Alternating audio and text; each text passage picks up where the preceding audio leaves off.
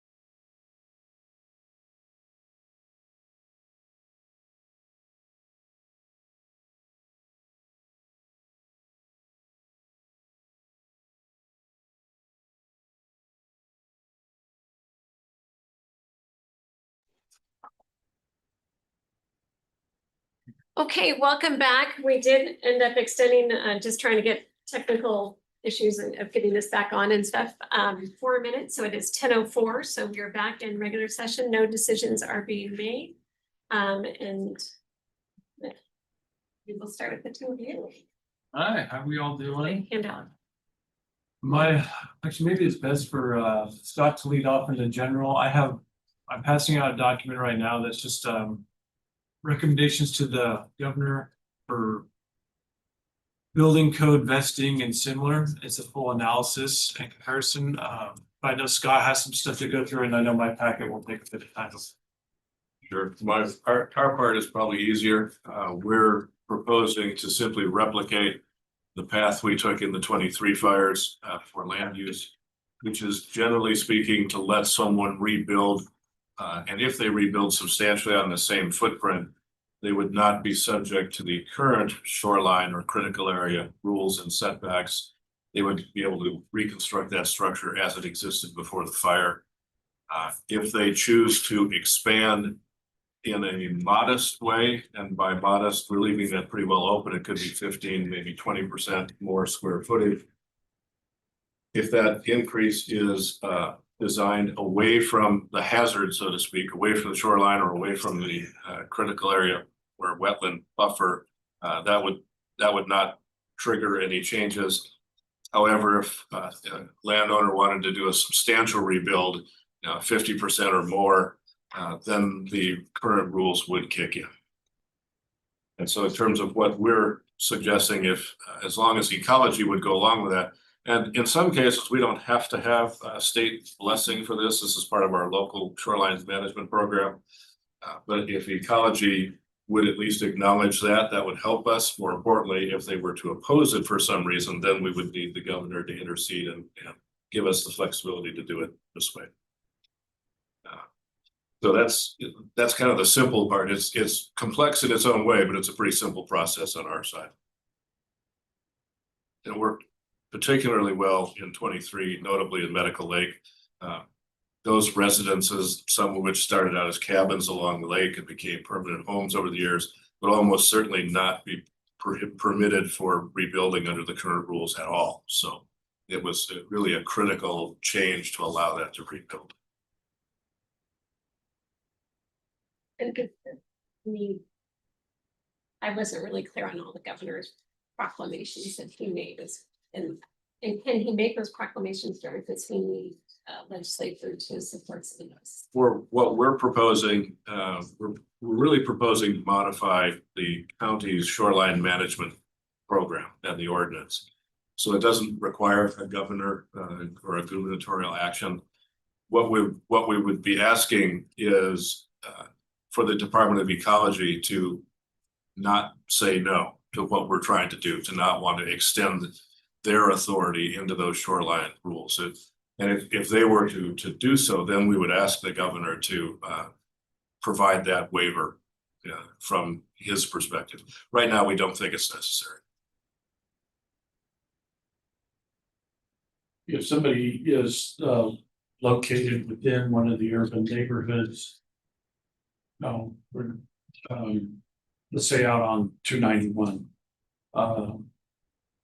and wanted to build back, what we did with the Great Fire and the Oregon Fire was they could submit a set of drawings and get vested, but they didn't necessarily have to build that house. They could always come back and modify the designs, but at least we could vest them in the current code. We're planning to do that again here. Yes, I'm still planning on doing that. I can kind of start diving into that if you like. That's part of this whole package. Even with doing that, we still only got 40% of applications received vested. So we would still do that practice, but a governor's action would give more relief than what I can do for relief. I can vest them and allow them to revise. I will be doing that, but I can't change the vesting date if they don't get their application in. Right. So the one thing that I was struck by at the Tuesday night meeting last week was I probably had 6 people come up to me and talk to me about the fire and all that kind of stuff. And I asked them, I said, are you going to rebuild? And they said, oh, heck no. We're gonna collect the insurance money. We're gonna do the minimum we have to do for the lot, and then we're gone. And all six of them said we're heading to Idaho. And so my concern is for the level of debris cleanup. If somebody had a basement, for instance, do they have to just excavate the concrete in the basement? Or could they just come in and fill it in with dirt, call her done? And so what level of cleanup do we need to be able to ensure for the neighborhood so that somebody is not building next to a lot that has been destroyed by fire but has not been fully restored? That making sense? Yeah, that's more of Spokane Regional Clean Air's portion of that process. Someone, if they had a basement, they wanted to rebuild off the basement, they technically could, but they would still have all the asbestos testing requirements, and still there'd probably be some remediation on average. That's more of the beginning process before they get to me. But you can rebuild off an existing foundation if it wasn't damaged and certified by an engineer, or the damage was reasonable where they could do a repair. They could also demo out and there was a case I heard specifically someone wanted to do fill and maybe put the footing all the way down the native, but then just do fill and kind of remove the basement plan. They could do all those things. It just really depends on how are the soils? Is there hazardous material in those soils? It's probably the bigger question. Yeah, I'm more concerned about what is left. Somebody could come in and say, well, the house was destroyed by fire. I'm not going to rebuild on it. All I'm going to do is I'm going to do whatever debris cleanup I can get away with and sell the lot, or just let the lot sit idle while they go to a different community. What I'm concerned about is the status of the neighborhood that is left, and what the neighbors or what the surviving houses have to put up with until the entire neighborhood is rebuilt. Well, then for that scenario where someone's wanting to just demo and what's the lot gonna look like? Our code says you have to leave it in a safe manner, so you couldn't leave like an open pit or something like that. You would have to properly tie off utilities, and you would probably have to backfill to a flat lot or relatively flat lot, so you wouldn't have like a fall hazard. Yeah. Similar to swimming pools, I heard another example of swimming pools over the week was, what do I do with my swimming pool at this point? Well, you need to protect your swimming pool. There used to be barriers there. Now there's no barriers there.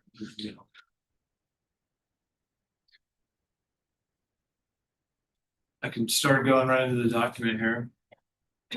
So the beginning is really just a summary of what is the code problem that's happening. The code problem is, in summary, there's a code change within a year of a disaster.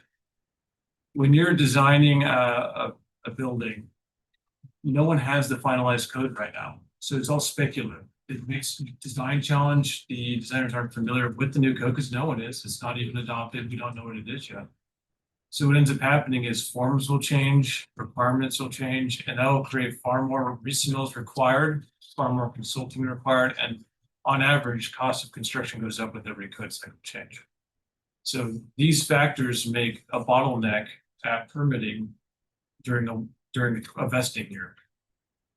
We saw a similar happen in the Grand Oregon fires, and the dates are only 2 months different from the code vesting date from the fire.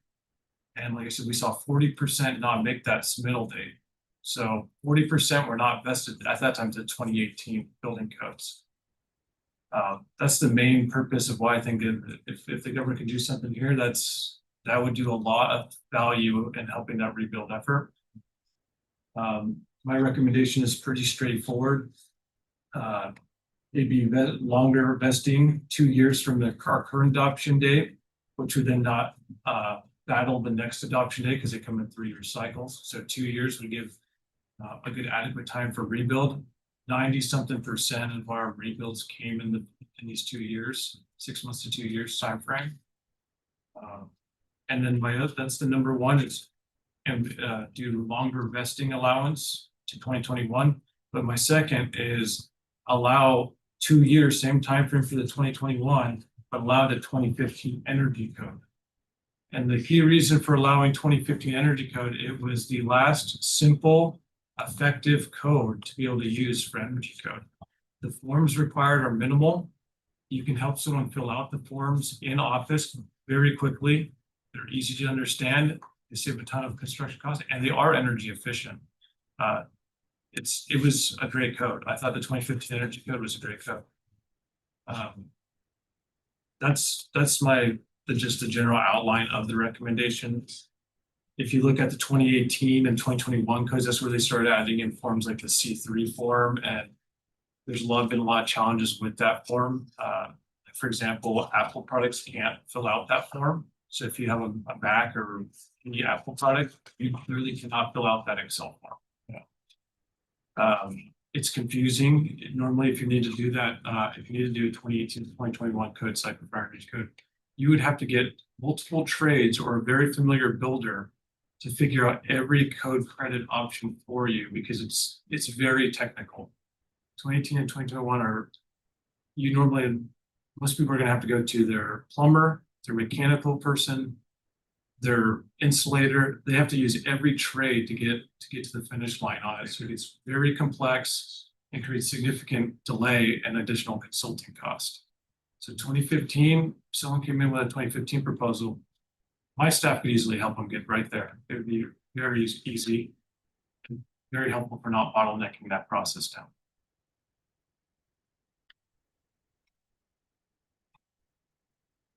Any questions before I kind of continue? Commissioner moving on? Jordan. Can you remind us what was done for Gray and Oregon Road fire on the question of energy code?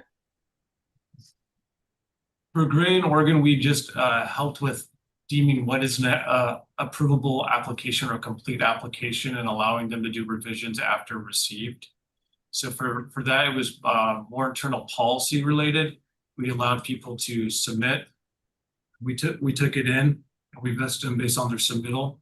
And then we also allowed elimination of their trust documentation, because that's normally takes longer to get the trust documentation together. And we allowed deferral of their energy code information, because that takes longer to get together. So there was no look back to a previous code for that fire for energy code? There wasn't. Okay. So just so I'm following here, so you're suggesting that the governor or the state would need, like the building code council would need to take this action? And you're Yes. just saying this is our recommendation. Okay, is that what you're saying? Okay, Yep. all right.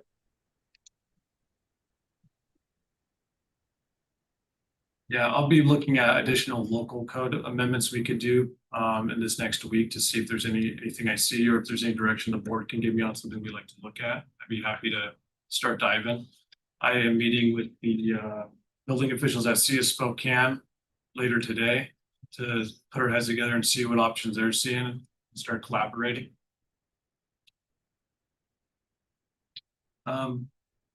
If you go to the second page, I think this is the beginning of the conversation had started a bit here. Authority, this is what gives the governor the ability to make this change. So the governor can do this. The governor's looking for 4 different options right now for it. He's tasked the State Building Code Council for providing a report as well. I'd be happy to bring this out to that board as well, so they can take a look at my analysis, or if there's any additional suggestion or edits, I'd be happy to make them.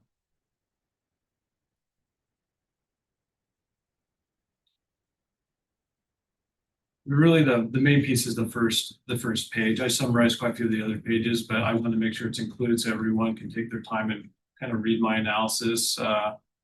Really, the rationale is I want to help people rebuild as much as I can. And a new code cycle creates a lot of challenges in that final year. It really does. And then there's a good paragraph on why the previous energy code was helpful. I kind of summarized it earlier. And then on the last page, or second to last page, page 4, That's where I drew some data from the last fires. Oregon and Gray Road, and that's where I pulled their permitting history and found 40% of submit applications did not make that vesting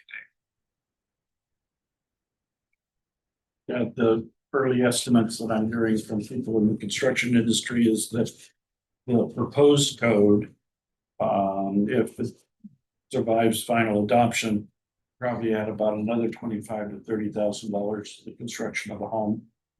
So while the governor and legislature is saying, how do we build more homes? Well, I got an idea. Let's make it more expensive. Yeah, there's the wisdom out of Olympia. One thing that we're also proposing to try to put this information out so we get a better return than having that 40% gap. We're holding September 1st and 3rd for a meeting between us, the city, and the Home Builders Association. At a site to be determined. Joel is organizing that for the home builders, and their building is too small for it. But it'll be a chance to roll out anything we can get from the governor, anything we're prepared to do on our own code, and give all of the builders an overview, whether you're city or county. Here's the path forward. So we think that'll be a better way of, first off, getting the information out, but also trying to get better responses than having that 40% miss the deadline for reasons that they might just not have known about it. Now all the builders will know where that deadline is. I'm. Sorry, Josh, go ahead. I was just gonna say, I think this is great. This is what we asked. The governor made it clear he was willing to waive statutes or laws or something, to help fight the fires, but also with recovery. If you're confident this will move the process along, I trust you and I support you in moving forward with this. Whatever avenue you'd like to go, if you want it to see if you want additional eyes on it, let us know. But when you're ready, I think we send it directly to the governor's office, send it to his local representative over here, whatever liaisons he's got over in Olympia and contacts we've got, to make sure that they get it through as many avenues as they can from us. Go ahead, Chris. I was just gonna ask more about the process for homeowners that do want to rebuild, because I've heard from folks who do, and they want to move quickly. So that's a theme I've heard from several constituents at the meetings as well. So my understanding is, in order to apply for a new or a building permit to rebuild, you have to have the asbestos test done, correct? Correct. Yes. And what other steps have to be done before that application is filed, if any? Spokane Regional Clean Air has a process where they get a notice of intent, and they have a list of contractors who can do those surveys for asbestos. So the first step is going to Spokane Regional Clean Air. The second step I would always recommend is checking your contractor with Washington State Labor and Industries to make sure they're a licensed contractor. And then once you have that NOI done from Spokane Regional Clean Air, you come with a building permit and a site plan, which we can help people with site plans, but we just need a basic top-down view of the property with the building circled or the area circled. So Can they do that before they've cleared the property? yeah, they That'd be great. could do the site plan now if they want to start getting prepped. How does the household hazardous waste fit into issuance? We don't have a specific check on the permitting side of that. Our only check for hazardous materials is through Spokane Regional Clean Air at this point. So it's a separate requirement that will be addressed, but not necessarily through the permit process. Yes. And then I'm newer to this than some of the other commissioners who've had past disasters in their districts, but is the debris removal, who typically does that? Is it the same contractor that's doing rebuilding, or is it a different service? All of the above. It could be some are a one-stop shop, some do it as I'm the main contractor and I subcontract this piece out, some they piecemeal every piece. Just depends on the contracts. And then if you're rebuilding on substantially the same footprint, you don't need a separate demolition permit. Is that correct? We are requiring a separate demo permit. Even if it's the same footprint? Yep, we have been requiring that.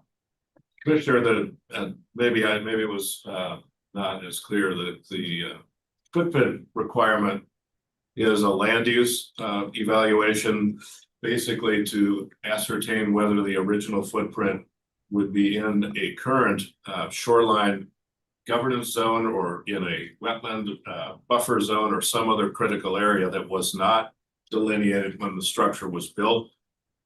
If the structure is rebuilt substantially on that foundation, the newer rules would not be applied. Only if it was to be a substantial expansion would the current critical areas and shoreline rules fit in. But in no case does that change the need for a demolition permit up front. And the Clean Air Agency, as a result of the experience that we got with the Gray and Oregon fires, we have increased the number of labs that can do the testing on the asbestos and have streamlined the process for the report and stuff. So hopefully people would get through that process a lot quicker than we were able to do with the Gray and Oregon fires. I might suggest that we clarify the fire FAQ document that we put out. Because the first question on there is, do I need a demolition permit? And it says a building permit to rebuild in the same footprint or location includes the scope of the demolition work. Then it says if you want to build in a separate location, a separate permit's required. So that just confused me as Joe Schmo. Might want to just make sure that's clear to the public. Fair enough. Yeah, absolutely.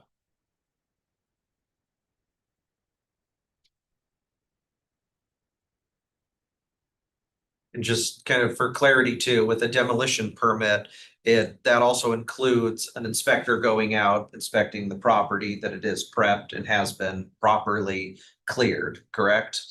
It does. We're going to be looking at doing a virtual process where maybe someone could take a photo for quick verification. That's one of the fees we removed off of the demo permit was inspection fees. So we're looking at a different process to streamline that right now. And just another question for the group here so I can direct constituents appropriately. So for the debris removal, I've heard, that the ash can only go to certain landfill.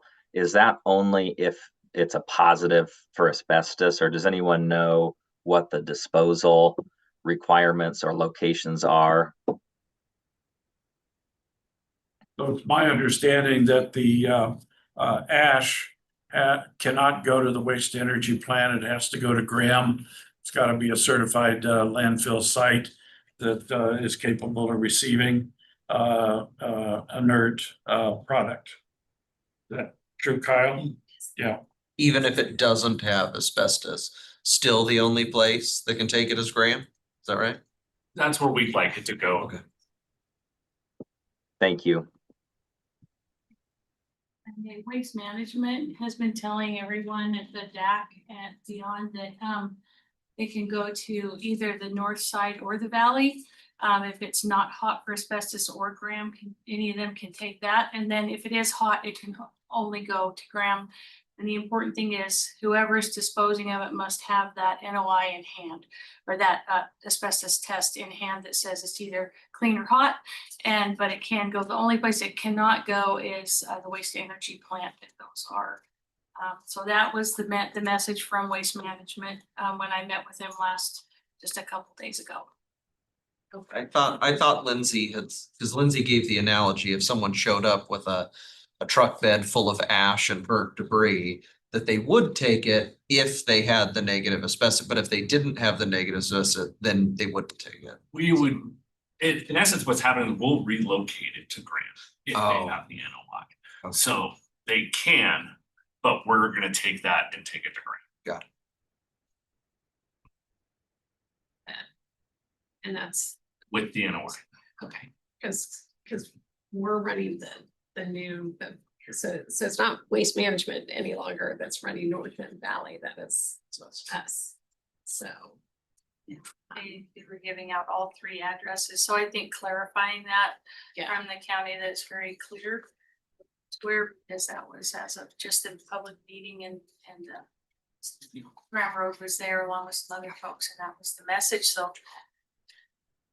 Okay, yeah, no, we need to make sure we get clarification on that. Lindsay is online and raising her hand. Just grab some. Okay, Lindsay, if you want to go ahead and speak to that. Yes, I would love to. Can you guys hear me? We can, thank you. Yeah, so Kyle's right. We can take commingled ash and debris at our 2 transfer stations as long as there's a clean asbestos test with it. We basically do divert a lot of our construction and demolition debris to the Graham Road landfill. So all of that construction and demolition debris that has a clean asbestos test will go to the Graham Road landfill. But if we are the closer, more convenient option, we want to make that option available to our residents. But Graham Road is the only landfill that can accept asbestos waste. Thank you. And we may want to just make sure if Waste Management's giving out that information, that they're clear to on that as well.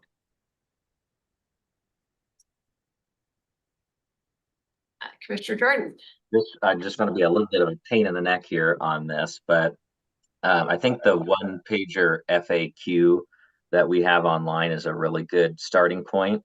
But I might suggest that several of the agencies that touch on the actual rebuilding process, whether it's county, building and planning, city, waste management, clean air, just kind of be in regular communication. And maybe it'd be good to have one single FAQ document for all of these agencies if possible, because it's nice for constituents to have everything in one spot rather than have to kind of bounce from agency to agency for particular slices of the answers that they're looking for. So if I could be in charge for a day, I'd say let's get together and have one single document where the whole process is laid out. So that's my request to the group. Absolutely. We can do that. We'll take the lead at coordinating that. Okay. I think that'd be great because we just keep learning and understanding more. And so again, further clarification and keep putting revision dates on that as we do that. So that way we know it's the latest and greatest.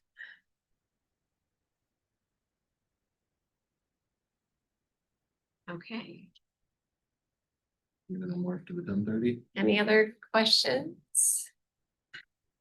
And I think we're gonna, get into our 10:30 discussion, which is just a continuation of all of this.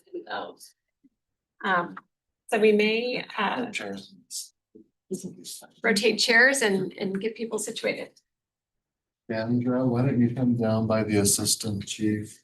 Mayor, why don't you come down to the end? I'm expecting Shelley O'Quinn any moment from Nodia, trying to get groups together.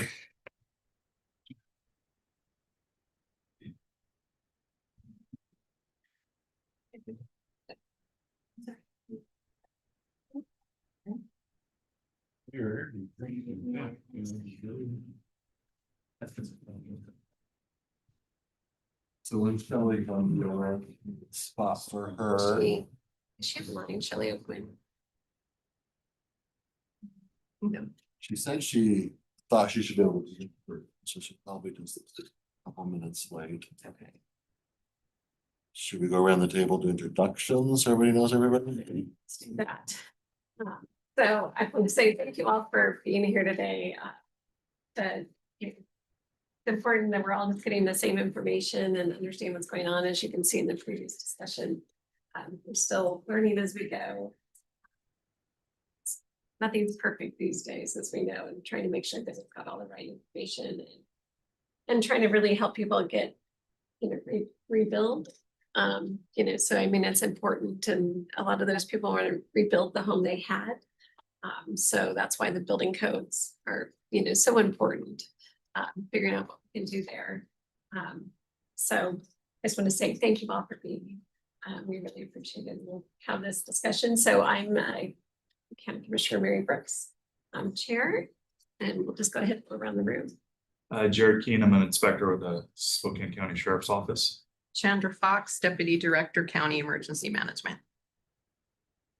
Go ahead, Shelley. I'm Shelley Thompson. I'm the Deputy Clerk of the Board. Okay, and then Kyle. Kyle Tuig, Senior Director of Public Works. Scott Chesney, Planning Director. Jordan Neal, Director of Building and Code Enforcement. Rebecca Comagene, Executive Assistant. Mike Barber, Senior Director of Law and Justice.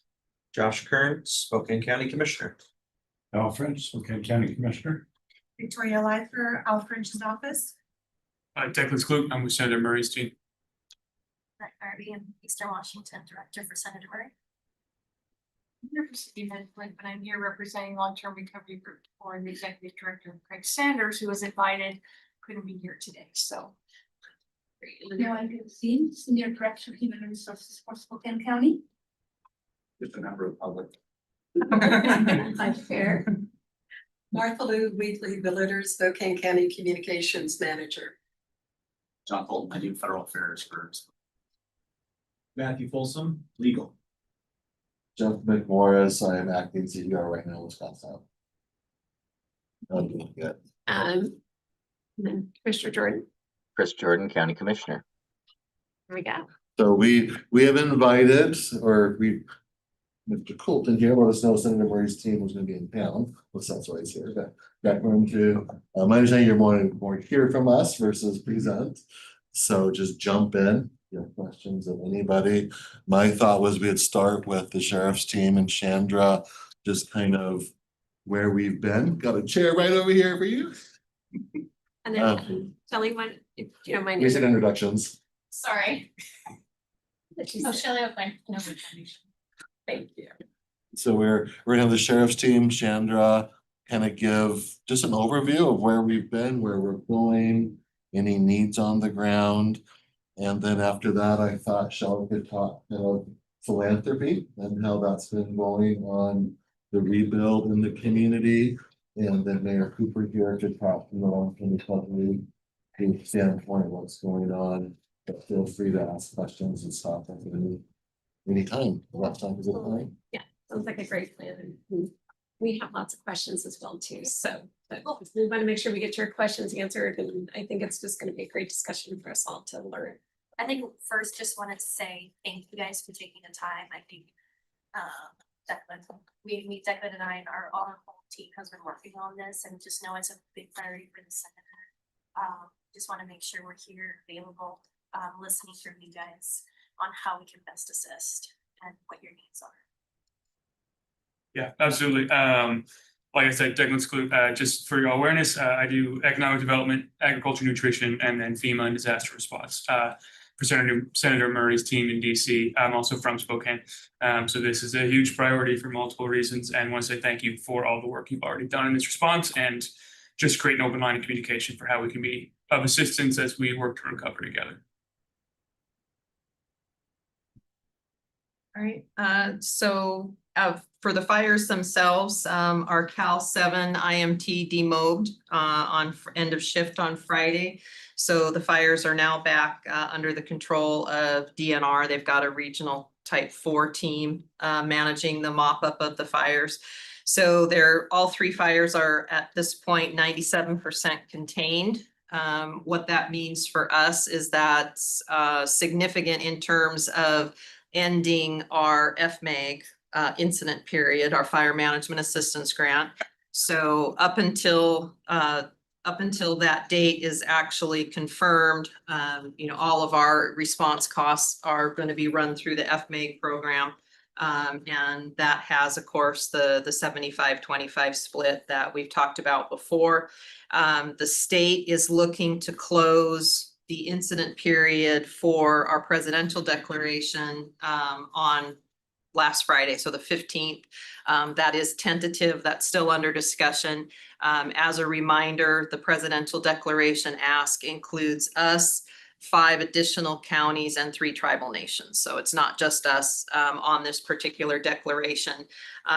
That's helpful in that it should make it more likely that we receive IA, which is the individual assistance.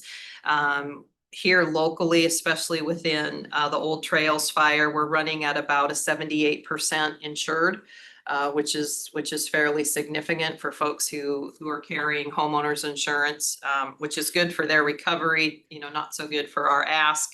But hopefully that'll be supported from the other counties and tribal nations. Pretty confident about public assistance. We did have some significant damage. Inland Power, I believe the tentative amount that we received back from them was 3.8 million in damages that they suffered. Just Inland Power itself. County departments have done a very good job getting their information into us. So we're on track for getting our information rolled up to the state for inclusion in the presidential ask.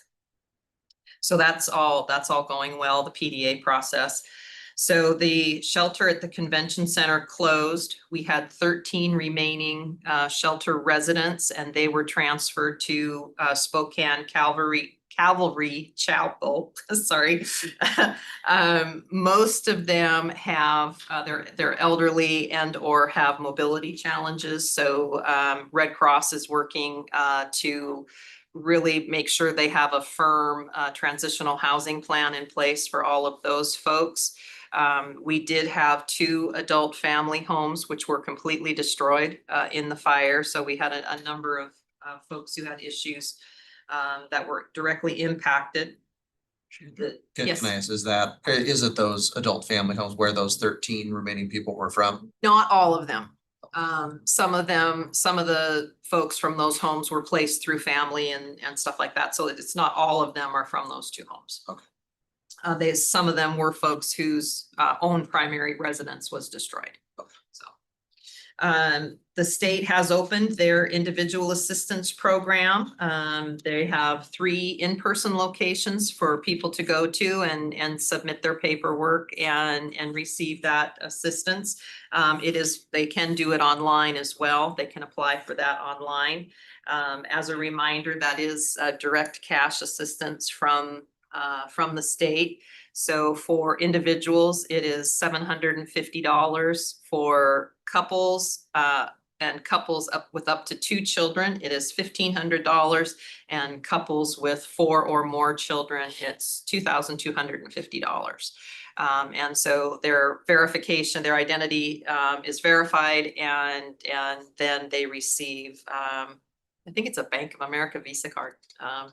But it's a direct cash card. So, and then in addition to what the state is doing, the Red Cross has opened 205 cases so far who have also received direct federal or direct financial assistance from the Red Cross. In terms of Commissioner. Hey, Chandra, on the state individual assistance, are there income eligibility limits on that? There are not. The state waived all income eligibility for that. So it's anyone who was directly impacted, lost their home in any of the fires. And do you happen to know what those locations are off the top of your head? Put you on the spot. So or where would we direct someone to find that information? So, is there a website with all that? Well, it's been distributed pretty significantly across all media. Today, they did move one of them up to Fire District 1 in Stevens County to help the folks who are north of there.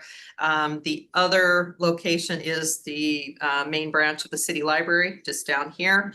And then I believe they're out at, I can't remember what the third one is, sorry, off the top of my head, but there's 3. So. Wasn't one of them a Fire District 9 station? So Or is that it the one was, moved to they Stevens? were, yeah, so that was the one that was shifted up to Stevens County for today, but it will shift back to 91.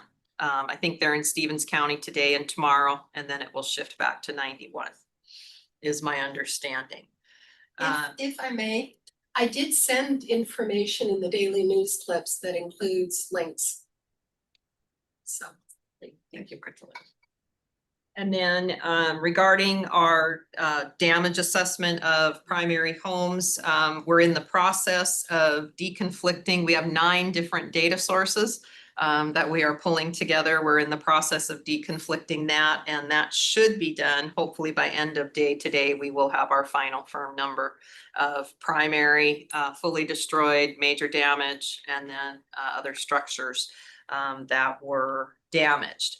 Let's see, Household Hazardous Materials Program, EPA is ready to go on that. They're doing a media day out at the staging site at 1 p.m. And while we have not received any opt-outs through the portal as yet, they did report in their 9 a.m. meeting that they did receive some verbal refusals as the recon teams went through the neighborhoods, but those individuals are being redirected to the actual form. So we have that refusal documented.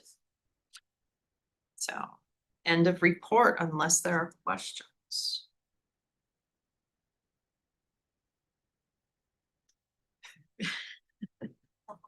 It's a lot. It is, yeah, and we're, barely at the start, so. Yes, thank you. I don't know, anything else that you'd like to share?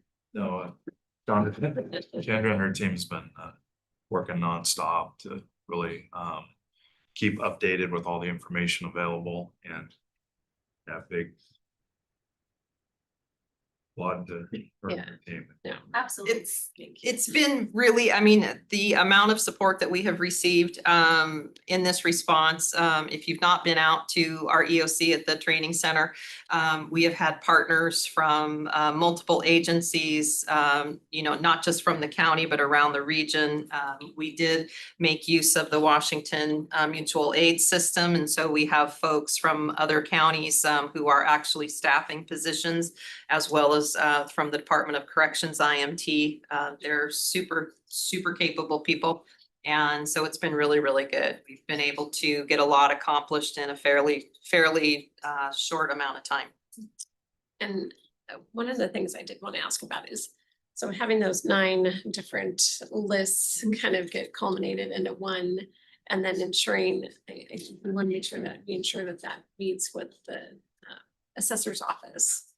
So that's part of the data is we're Okay. we're pulling from the assessor's office and everybody. Yeah. So it's all included in that. Because I think in the end, that's going to be the official list, because the assessor's office will be putting their tax bill burden to 0. And so I think that's the one that will eventually, for me as the auditor. Yeah, no, So understood. it's like, that's going to be the official list, because he's, looking at everything across the county, city and county, because this city parcels all go through the assessor's office to get that designation. So to me, that's kind of going to be our official list, is what, as that all comes together, because I know Tom was saying that may take him a little longer. I don't know. So we have their data, we have FEMA data, we have data that was generated by the IMT on the ground. So like I said, it's deconflicting it and making sure that, because one of the challenges we had with Oregon Gray was we had parcels that were, in the county records as undeveloped, and yet we had family homes on them. So making sure that those corrections are being found and made and all of that, so.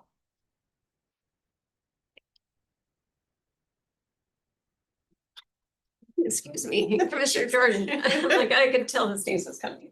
Just for the clarity of anybody watching, the county emergency management page has shared out the information on the state disaster assistance. So it's on the state emergency management division page, wildfire disaster assistance, and there's lots of guidance in there. It looks like you have to show your primary residence was destroyed or seriously damaged. And it's available to homeowners and renters as well. So there's tons of Q&A useful information on that page. So thanks, Chandra, for sharing that out.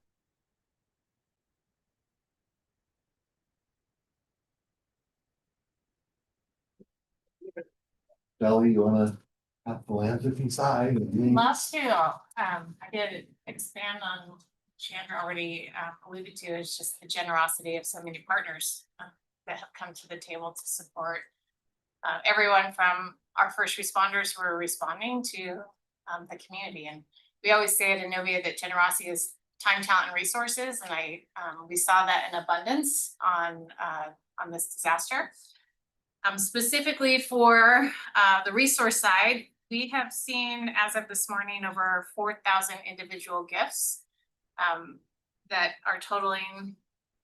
Well, I have a new number for you today. So I'm gonna say first totaling 5.6 million. 1.5 of that is actually for the Eastern Washington Fund. So it will help us respond to the fires up in Stevens County.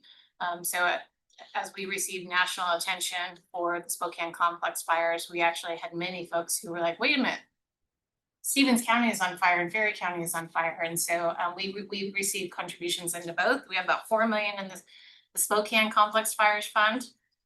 And then this morning on the way here, actually we have a $1.5 million gift that will specifically support the 9 Mile community first. And then we'll support others if there's anything left over. So that's an incredible donation that's not counted in those numbers yet. And so the community has shown up. It's what's really an interesting, if you dive further into the data, over half of those 4,000 individual gifts were all less than $100.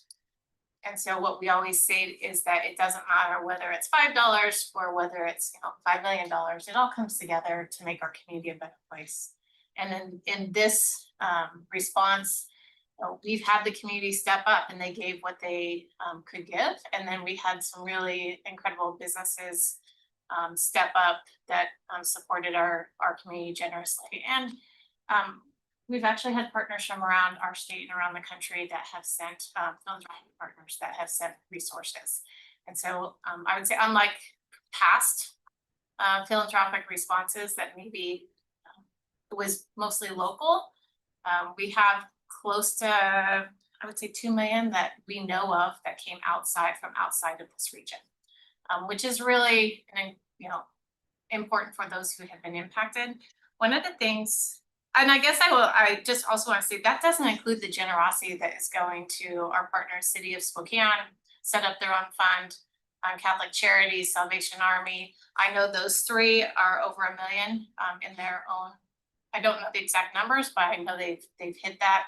And then many other organizations set up funds. And so when you look around the community, there are so many people from churches to our nonprofits that have just been out in force helping families. We will be putting together a coalition to be able to of those folks to be able to share out the impact, because we do think it's really important that people understand where those dollars are going. We can always tell the story about where the dollars go that come into us, not necessarily how they're spent if they come into other organizations. So we're going to partner together with the different groups to be able to share how these dollars are spent. I think what is always hard, it's always hard for people to understand, is that when you have a response like this, you have the majority of the money comes in literally within the first few days, and everyone has an expectation that those dollars go out the door immediately. But it's not how it works. Recovery, as Terry's going to talk about, is actually a multi-year process. If you look at the Okanagan fires from back in like 14, 15, whatever those were, I mean, it took 10 years for them to actually fully recover. We're still working with Malden. I think we just have 1 more home to build in Malden. That was 2020. We have multiple homes that still need to be rebuilt through our Oregon and Gray Road fires, and we're 3 years past that. And so when we take a look at the philanthropic dollars that come in the door, it's really easy to want to have every penny of that spent in the first, 2 weeks. And that's not how disasters work. And so, yes, there is money that comes in the door right now that immediately goes out the door. And that, has been to gift cards for, for clothing. Because if you think about it, this first response is really about making sure people are safe, housed, fed, clothed. And so that's where the initial dollars have, from all the agencies have gone out the door, gift cards for food, clothing, gas cards, housing vouchers or hotel vouchers. That's the first phase. Then you go into what we internally refer to as the stabilization phase. And so now our dollars, as folks, the immediate disaster is past and folks are now looking at getting into their new home. And that could end up being they need rental assistance. Could be that they need furniture. It could be that they need, additional resources to stock their pantries. So this is now moving into the stabilization phase.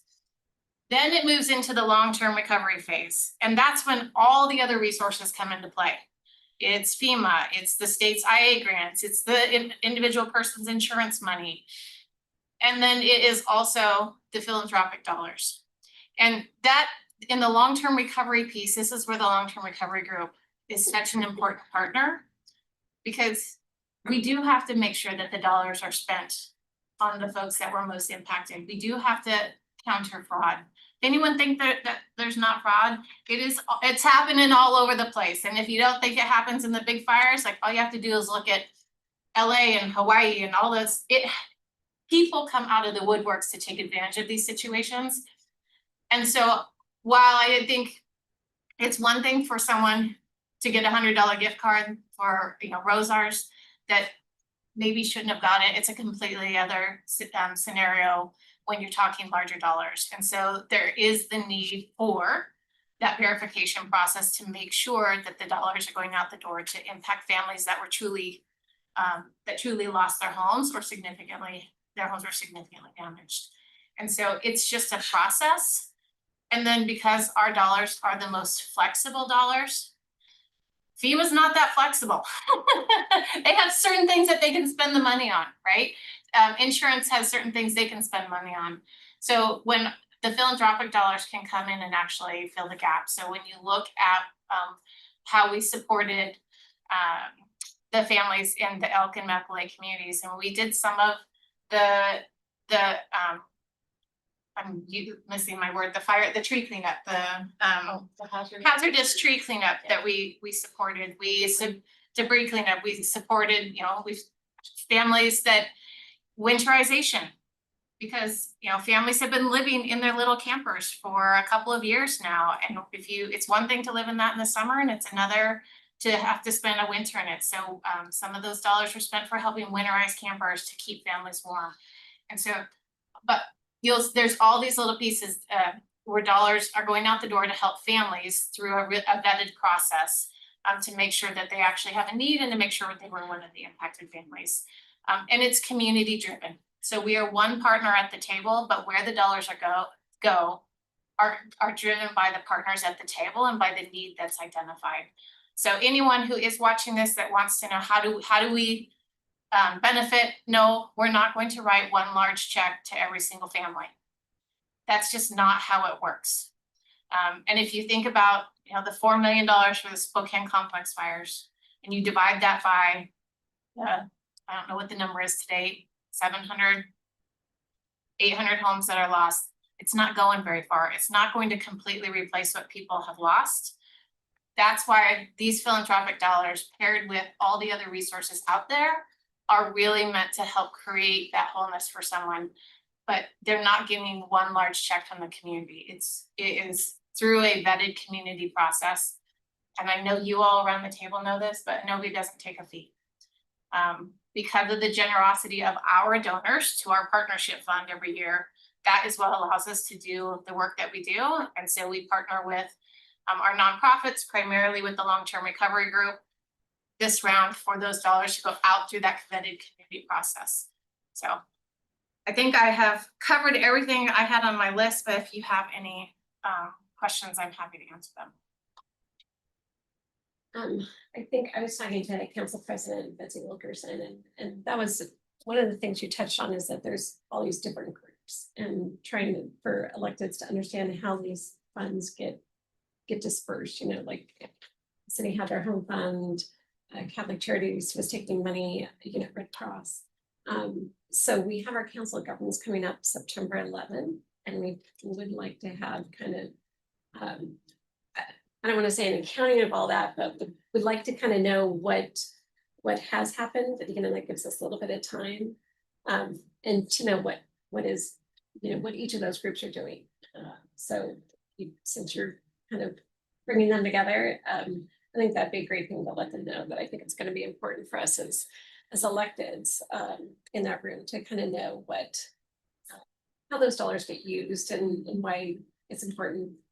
Some organizations do different things, so. Well, and I think it'll be really important. There's a slide that was provided at a training that a couple of us attended on last Thursday around the long-term recovery group that I think would be really helpful if you showed it. And it shows that literally 75%, and this is all disasters, 75% of the money comes in at the beginning and only 25% of the needs left unmet. When you look at long-term, only 25% of the dollars come in and 75% of the need is unmet. And so it is really important when you look at all those philanthropic resources to see that, as they come in, you have to remember to put the context into phases and that to understand that recovery is long-term. And so it is okay for there still to be dollars in the door on September 11th when people are meeting that have not been spent, because those dollars actually need to be leveraged with other resources. I mean, people look at the Elkin Medical Lake Fire recovery, and we've already completed 13 homes, and those were the ones supported under the 1.4 million we raised. Well, how do you build 13 homes with actually less than that? Because we use that money on other things too. Well, you do it because it's volunteer labor. And you're leveraging resources from other partners. And so it's all these other, it's coming together that is allowing us to actually maximize those donations. And so when you look at that in September, what's really important for people to understand is that it's okay for dollars to come in the door and for Novi and Catholic Charities and Salvation Army to still have money there to help with this multi-year recovery.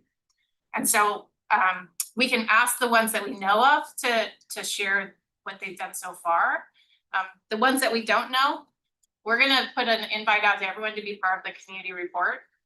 That will be an ongoing, monthly sharing back stories, and then it will culminate with kind of an interim report and long-term report. So we'll invite them, but there's nothing that requires them to participate, so you know that. Yeah, we know that, but I think it's important. I think, again, some people want to contribute for the long-term side of it, so I think it's just important for elected officials to understand the process and how it works, so that way we can help guide people. Thank you. So long-term recovery group, here we go. So the long-term recovery group was created in response to stand in perpetuity was our goal. We had Carlene Ambrose came at the beginning. She showed us this model, and I said, we need that. We need one in every county in Washington. 39 of them would be really nice, but we have 5. But anyway, so standing in perpetuity to activate in these responses. The critical need for long-term recovery groups is that funding that needs to be available immediately. And that's one of the things I want the commissioners to think about. We need those first dollars for case management. We have about 300 responses already. We have them in, they're tallied up, they're ready to go. And we need to start responding to those folks because we promise to take them from beginning to end. So disaster recovery begins the moment the disaster happens and continues for as long as 10 years later. We had an incredible response from Grand Oregon Road Fire. We're 3 years out this week. We're probably 95% built back, if not more. And that was because Spokane is generous, Spokane is kind. The state and federal government both came in. And so that Gray Road Fire work is going to continue. We have dedicated case managers that have been funded. That 44 million, they're dedicated to that and can't work on anything else. We are ready to hire 3 more. We already have the applications in and want to start the interview process, but feel a little reluctant to do that without having some funding. So we have other national partners that are willing, almost everybody wants to match. And once you get those first dollars out, then the matches follow. So that is just a need off the get-go. But what we do that is so important is, How much is that? so we wrote a budget. It's $640,000 for a year for 3 case managers. There is 25% of the executive director and 1 admin support person. That also includes their laptops or phones and, you know, the Microsoft uses the software support. So 640,000 per year. And we're asking for 3 years of funding. And we think if we could get 1 year of funding, then we'll have the FEMA dollars that could come in and maybe some state dollars, but we've got to get moving now. With just this morning, we had about 20 more people come in, so the word is out, and we have really, with the Novia's help too, and the county, become trusted community partners. So what we do is we offer those first steps of guidance. If you go to Spokane Public Schools, put up a resource page. We added that to ours because it's really valuable. We worked with Clean Air. They made a very clear first steps document that's on that, and we share it also. When you were talking earlier about debris management, that's the first thing, and people don't understand it. It's confusing right now. Yes, I'll go back and forth between mission and what's happening. A little confusing right now for folks is the EPA. They think the EPA is going to come through, and once they select what's hazardous and they haul that off, that we're good to clean up, and you're not. You have to still get that asbestos test by a licensed person. Those go off to the lab. As Al said, you know, they're expanding those labs, and Clean Air's working with that. Clean Air also put up on their page the steps, the list of all the licensed people, and then the list of all of the those who can mitigate the asbestos. So it's really important to understand the asbestos. That's where all the bottlenecks happen. Also, nobody will be able to rebuild on their same foundation. And that was something I had to learn. I'm like, oh, the house burned down, you just rebuild it. No, because it was too hot. The rebar pops all the concrete, then it's just not, there's no integrity left in the foundation. It has to go down to the dirt. And so, and then your NOI, that asbestos test, you also have to test your concrete and your asphalt that comes out. That can go to Graham Road, but they're not going to let anyone dump that doesn't have that asbestos test report. It's a 32-page report.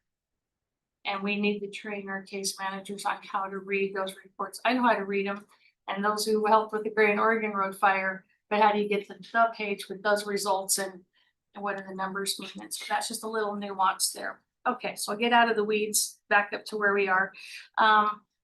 Data sharing agreements. So we have started those. We need those with the county and state emergency management, FEMA. We had those with the grant. So anyone and everyone, we're working on those now, data sharing agreements, even different departments within the county. I just spoke with Tom Konis this morning. So as everyone gets reports of, you know, and Chandra knows this, what houses are destroyed, what are damages, all those will kind of come in and gel together. Why is it important that the long-term recovery has all of this? Because the case management piece, when it gets to the end and the FEMA dollars roll in, you have to have case management. When we didn't get FEMA for 7 months, and we had been doing case management, working through all of that, and we had our community partners working in Novia and New Hope and Reimagine Medical Lake and Salvation Army and all these other partners. When FEMA came in, they're like, you guys are beautiful. They were here 4 weeks, wrote checks, packaged it all up because we had vetted cases. Vetted cases means that the case managers are trained in disaster recovery. They meet with that person, they do an intake, they validate that that is the person who lived on the property, that is your house. And then they also collect all of their bank statements, bills that prove they are who they are and that they have, belong to that property. They also collect every bit of funding that you've received. So they have to provide that case manager proof of all of the support they received even from the beginning. It's like, well, ballpark it. How much you get on the first day? Oh, about 750 from Red Cross and something else. All of that's documented. So any support they received comes in and that becomes a case. So from there, the case managers, they sign an affidavit that says, I swear and affirm that this is that person, we validated them, we have all their receipts, their bank statements, their insurance, what was paid out, what their insurance covered and did not cover, the cost of rebuilding their house, and what is the gap. So we find the gaps and they become a case number. That case number goes under that sworn affidavit, but they are who they are and this is what they need, goes to this unmet needs roundtable that Shelley was talking about. And that is where all the community organizations come together and we say, this is a family that's situated this way. They received this much money. This is where they were short. This is the gap. And this is what they need either to get to their next step. There's continued case management, or this gets them on their way. So we call it sit, stand, walk.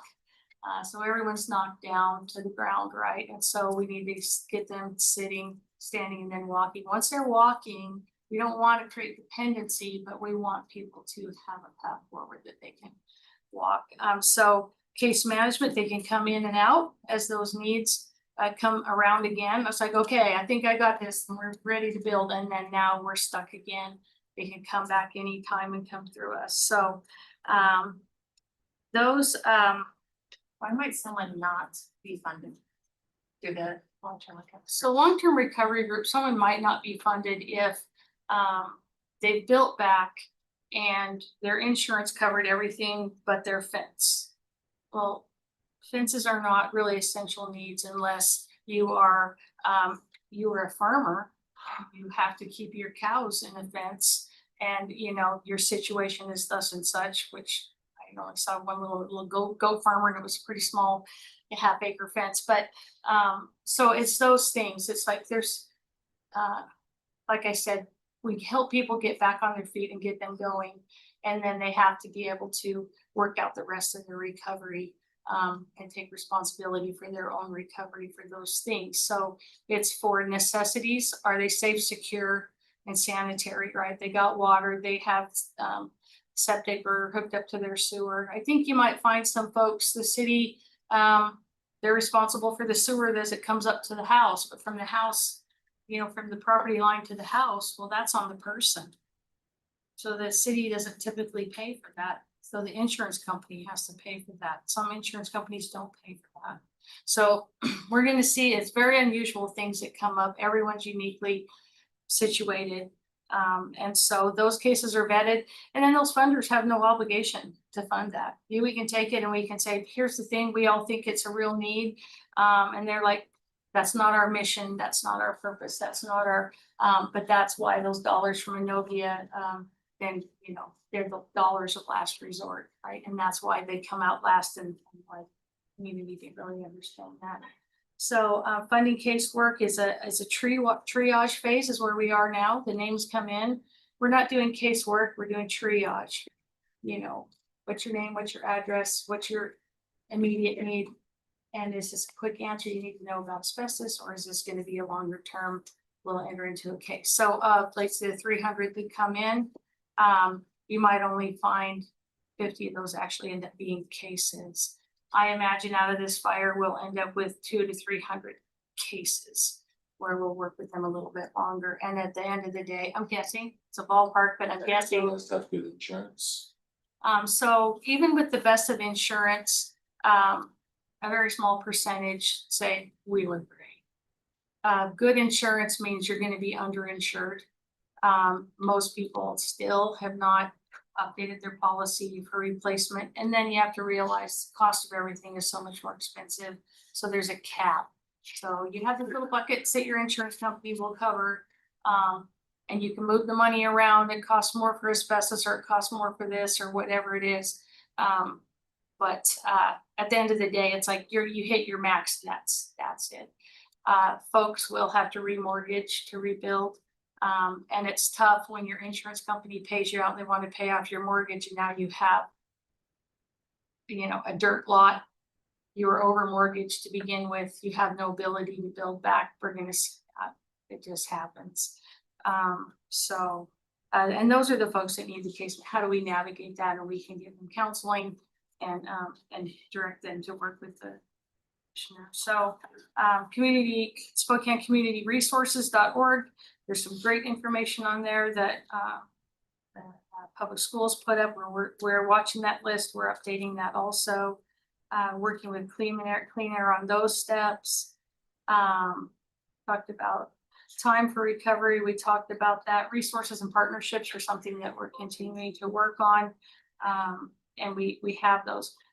One thing that I learned in our fire, and it's true of every disaster, is this immediate response. We talked about all of the money that comes in immediately.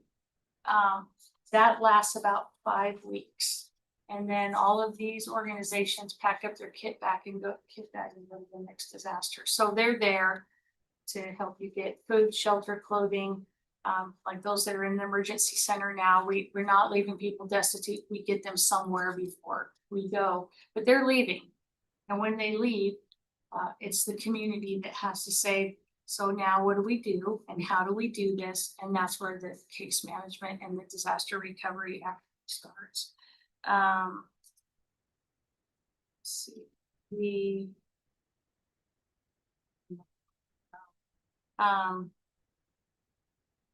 housing is the temporary housing is gonna be critical. And of course, we're already in a housing situation, so we'll see how that shakes out. But that's probably the first thing besides the cleanup and those that are rebuilding, those who were displaced now while they're rebuilding or were renters.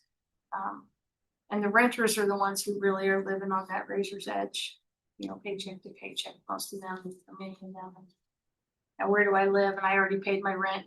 So that's where these early dollars for that will go.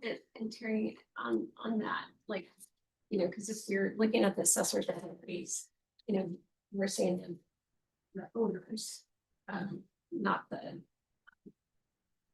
we don't know who the renters are. How do you find that out? So the renters also come in, and that's the questionnaire. You go to our contact page, and it's like your name, address, your phone number, email, and then were you a homeowner or a renter? Were you completely destroyed, misplaced, and so there's that little checkbox questionnaire because we have to categorize all these people, on that need. So the other thing that will come up is legal. You'll find many people interesting. There was a divorce and then I'm somehow still on the property and now I want to come in and take the insurance claim, and the person who in the house says, but it's my house. And and so it gets really complicated. We had legal partnerships where they weren't married, but they were common law right now. But anyway, they were legal domestic partners. And then like someone has died since then, and then the person who lived is not on the property. And so now who does it belong to? So there's a lot of legal, and that's really important that we get some funding to help with legal. So as I said, Shelley said 13 homes, those are the last, we start looking for those folks that own their property, were not insured, have no way to rebuild. They love their land. They're not leaving. They're living in tents and all kinds of shacks and all kinds of stuff because they are not leaving their land, of course. And we're frontiersmen. But anyway, so helping those folks get those homes built back. And we just did our math on it here a few months ago. 40x on the dollar cost $140,000 to build a house. That's with all of our partners and everyone who's contributing. And even our national partners said nobody did it as well as we did, and it's because of who you are, as we go to Spokane. The county came in with the first dollars. So Chandler remembers back in June of 2023 or 2024 when that money came in, and it's like, you got 5 weeks to put together, 8 home packages and have it delivered and secured. And, we all ran around like crazy people. And the county, came forward with that first 400,000 reimbursement. Innovia helped us with the first dollars out. If it wasn't for Innovia, we never would have rebuilt anything because government dollars are reimbursement.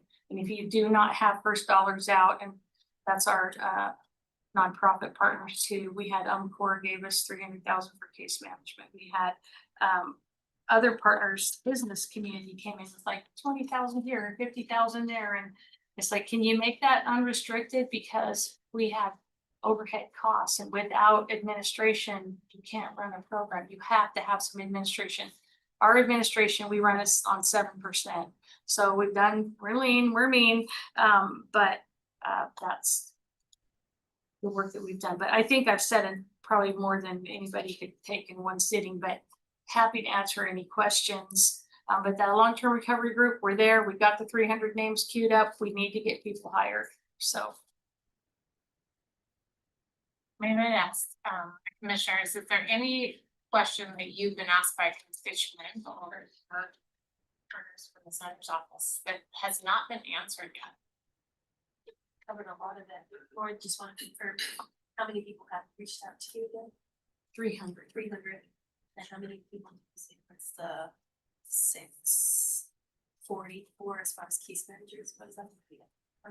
3 case managers, 25% executive director, and 1 admin support person. And then that included their equipped laptop, phone, and software, so they get running. We have, an additional office. We have additional office space. We're on Monroe, newly remodeled little space, but they just had another office come open, which is great. We are really, we just contract with a new accounting firm, which is great. And we also have, working with civic initiatives, so we make sure we get all of our dialed in. They'll do that work for us. And we just finished our taxes of 25. So all of it is in really great shape, but we want to keep everything completely separate. So when we have to be audit, we will trigger an audit. And this is, I mean, I feel like this is an ongoing, because we don't know how many people are gonna reach out. Yeah. Do you think that's enough caseworkers for the amount of homes that you're looking for? I feel like that's a hard question to also answer because you don't know who's gonna reach out. So there's a recommendation that you start with 3 on any big fire like this, because this is triage phase. When you get down to case management, then it's 30 to 40 cases per case management. There's really a case, but we don't know how many real cases. But we treat through triage, we'll get there. And so the 3, we can work triage, meet with people, and those are not cases. Those are just what's your next step? What do you need? How are we getting you in the system and partnering you up and being ready for the funding? So, 3, we think we're very confident with that. And that's kind of what they do nationally, is bring in 3 at a time. We have training that starts next week. Core is going to be providing all of our disaster case management. So we hire people with bachelor's degrees, with social work experience, and then that's who we bring in. Then we get them the disaster case management training. And then our 3 that we have been through the advanced training. So there's 3 levels, but the entry level disaster case management will keep them training along the way. And that dollar did include those training. We did get those 3 levels of training. I think it's good to keep in mind, not every single family who lost a home is going to come in and seek help. I think that's something too. So, I mean, when you hear 700, you're not going to get 700 families that are going to come to you seeking help for a variety of reasons. Some of them think I'm good, I can handle it on my own. Some probably should come in and are just not willing to, and they want to handle it on their own. So Those usually come middle or end of the year. They will come in. They will. Everyone comes in. With Oregon Gray. The Oregon Gray, we have people that are just now in this phase 3 because they're like, we're tough and we can make it without anybody's help. After 3 winters of living in a shed or a tarp or something, it's like, no. And they have they're complicated problems. And even probably those who think, when you think to yourself, I'm insured, I got this, I can figure out a system. I'm not, there's others that need more help. So they're very kind-hearted. They're like, we're going to be okay. Others need help. And we're saying, come in.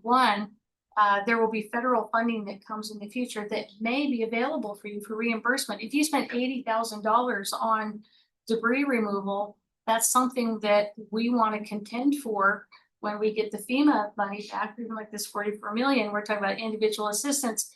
Okay, so you were insured and you did work a job and you were in maybe this income level, but if you couldn't bill back, or you had this 3,000 square foot home and you're billing back now a 1,500 square foot home because you had to spend $80,000 to clean up asbestos, And those are those case by case things we don't know, but you should come in. Everyone should. That would be my message. Go ahead, get on the list, be validated as a person. So as those funding cycles come through, the case managers can reach out and say, that's actually you. You want to come back in and chat about that.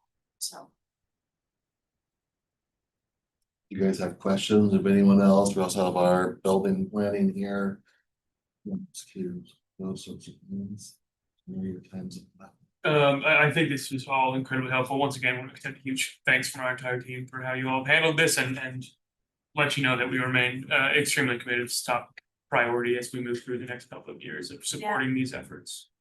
I wanted to ask really quickly, if this is something you can answer later, sort of fine. On the legal side of things, you mentioned that's really interesting, handling those difficult cases. Is that something in this $645,000 budget? Are you bringing in folks to help with that? Is there outside counsel you're contracting with? How does that get worked out when you're dealing with this? We need to contract with outside counsel. We just put in an initial, I think I can't remember now because we have 3 buckets right now that we're working from. One of them has $30,000 in legal, but I think that's related to the Gray Road fire, but we just put that in there as a starter. So for instance, the one case that we're trying to work on, it's $5,000 retainer. So it was like $700 for the initial screening and a $5,000 retainer for them to help them get that title cleared and work through. So that's the first dollars out. So we need dollars for legal and we really need it earlier. We think about legal comes later, but if they're tangled up legal, they can't get a permit, can't move, there's a lot of things that get in the way. So we do need legal funding out the get-go, and that's not something that many people thought of initially. And then we realized we don't have money for that. So that's 3 years later. We're just now starting to work with those teams. We need legal and asking that will be something that's funded in the next NOFO out of the 44 million is legal. But for this fire, why don't we get it in on the front end and we can compare with, if we could get $50,000 for legal and, it's reimbursement, we use it only for that, that would really be beautiful. And we can get an idea of how much help is really needed. I guess one question for the emergency management and county folks in terms of timeline and where in the process you are on FMAG reimbursements. If you could just give me a quick update on what that looks like. So really, we're still in the incident period. I expect that to be, ended here shortly. So once that ends, then we'll see our contract and all of that. So we're at the very, very, very, very beginning. We don't even have a contract yet or our FMAG. Okay, understood.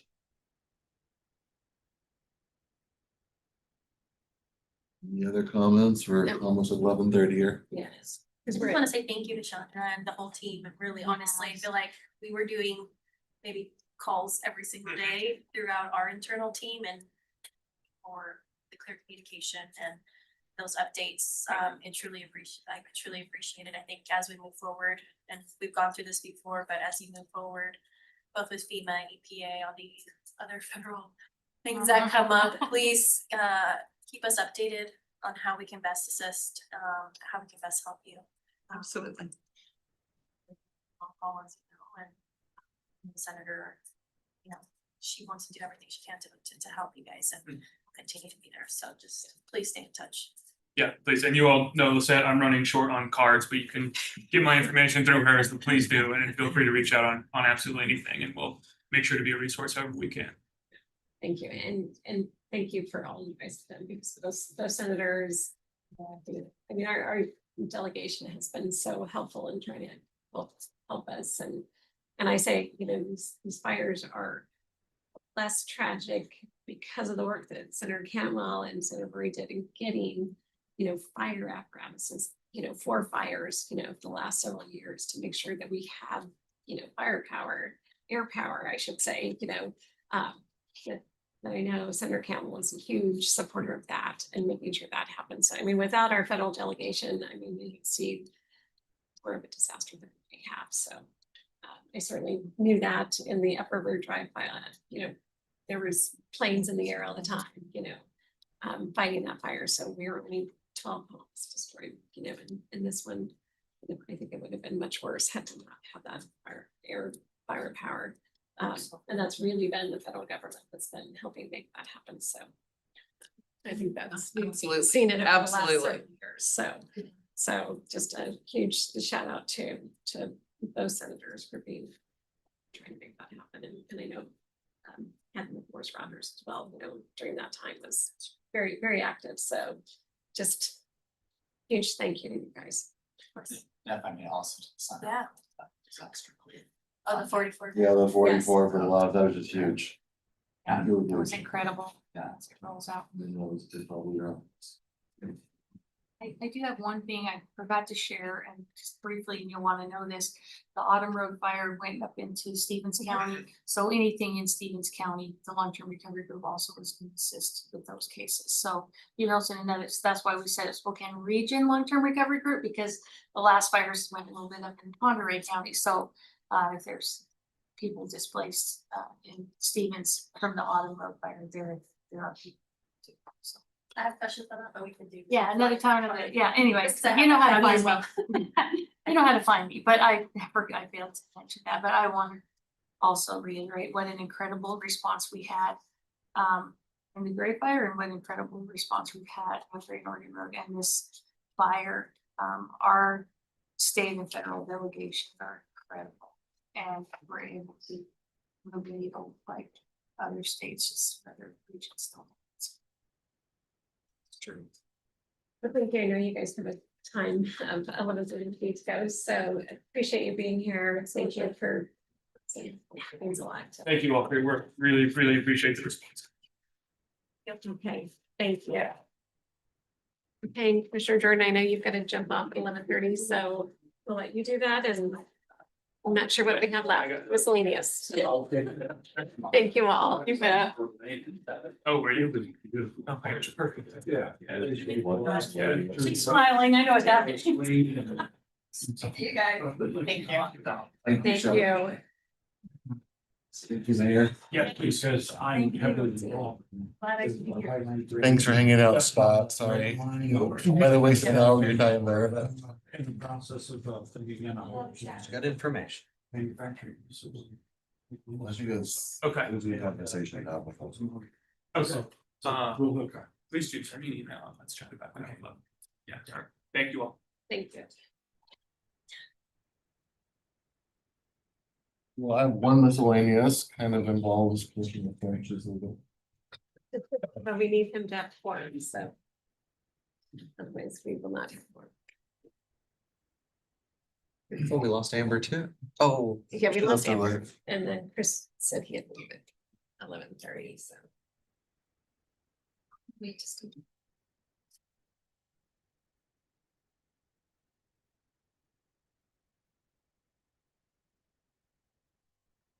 And preview for tomorrow, tomorrow it's just gonna be walking through.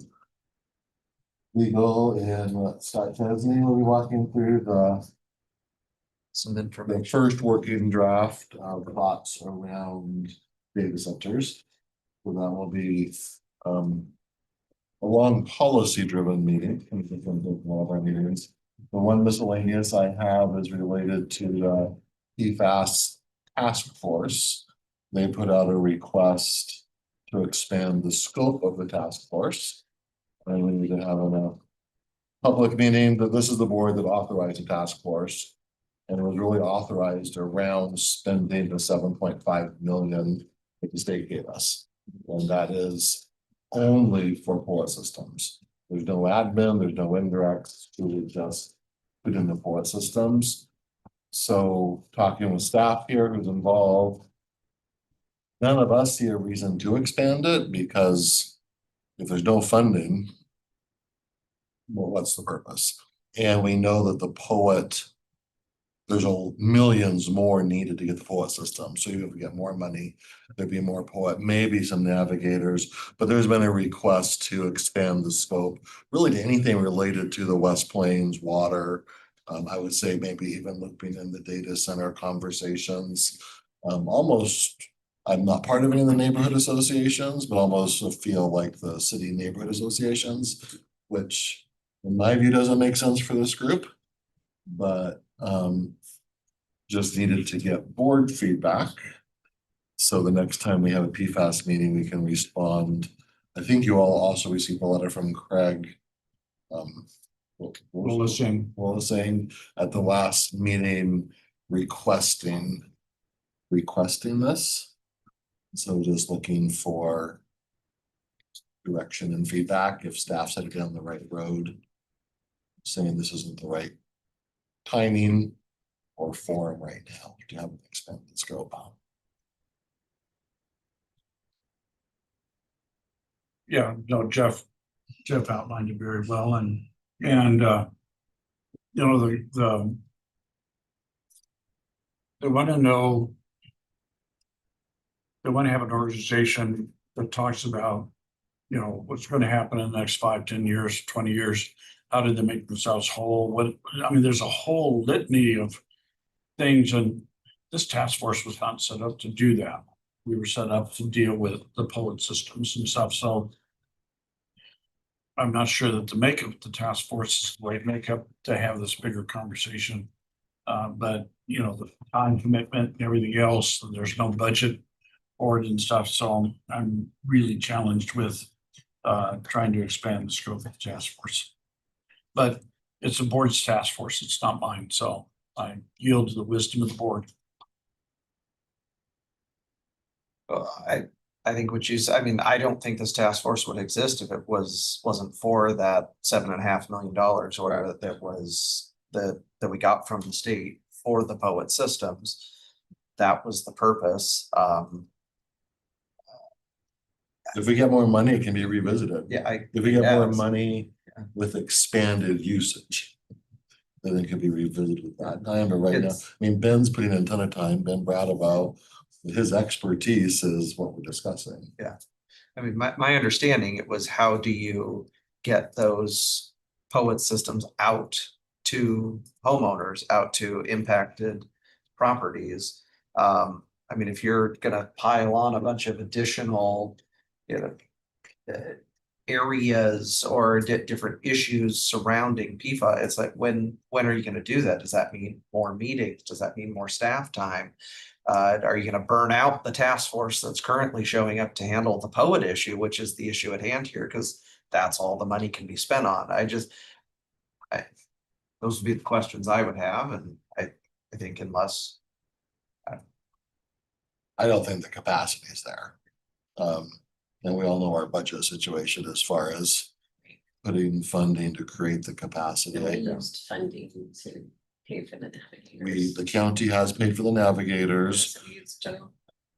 $100,000. Reserve fund dollars for that. Because we couldn't use the state funds. Yeah. So we have put in staff, And they're still doing their purpose, are they? they're doing a great job. Health District, Dr. V has hired 2, both women who are really out there, I think, kind of like talking long-term recovery group, building the relationships, building some trust, being the back and forth.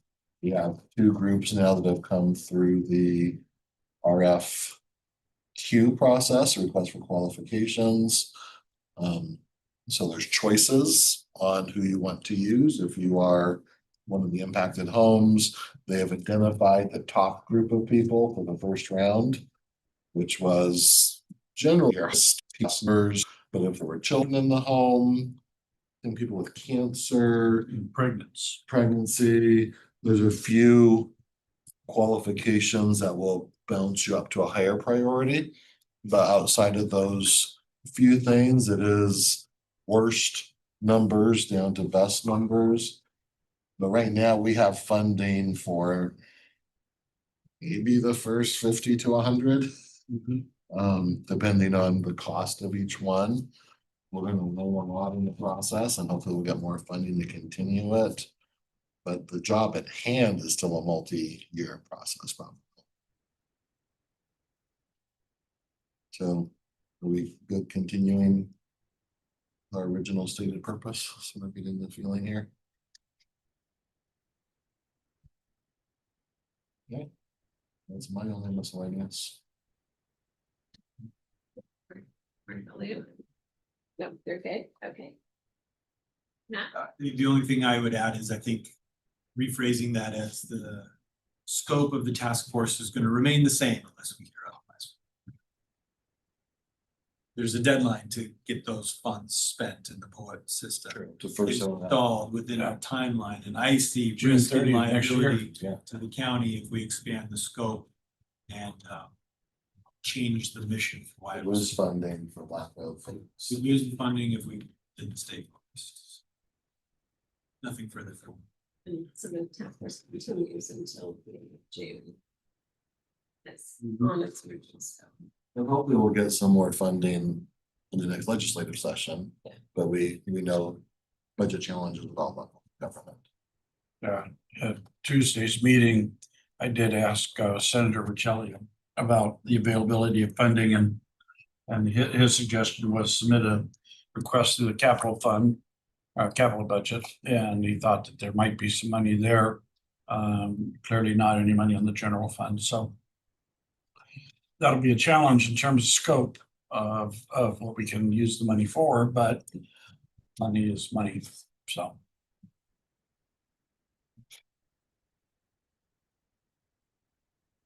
That's everything then.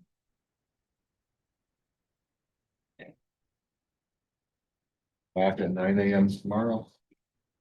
Okay, then Are there any executive sessions we wanted to knock off or in? yeah, and then the only other thing I'd say is on the council of governments, except for Friday, September 11th, 2026, the opening day of the fair. We're gonna start at 8:30. The fair opening and ribbon cutting again is at 10:40, so it's just pretty limited, but we did think that we want to talk about, you know, kind of what are, it's probably going to be mostly on fire stuff at this point. Nonprofits, you know, kind of inviting them to talk about what they're doing, because there is a lot of confusion, I think, for the public and for electeds as to the different groups that have been receiving funds and what they're doing with those funds. And I don't think we expect that they're all out the door, you know, immediately. So, but it's, you know, great conversation today, and I think a conversation with other electeds. Kind of where we're at on the FEMA process, and then kind of where we're at on the Safe and Healthy Task Force. I think all of our executive sessions required identified equipment would take a while, so we don't have a community on board. I think we got what we were hoping this morning. I think we can call it early for once. Tomorrow, Tomorrow we'll have 4 exec sessions, maybe just 3. But we'll try morning. We were thinking the data zoning will last about 2 hours, so we should have time. And to knock out the 3 tomorrow. One of tomorrow's pursuit wasn't available.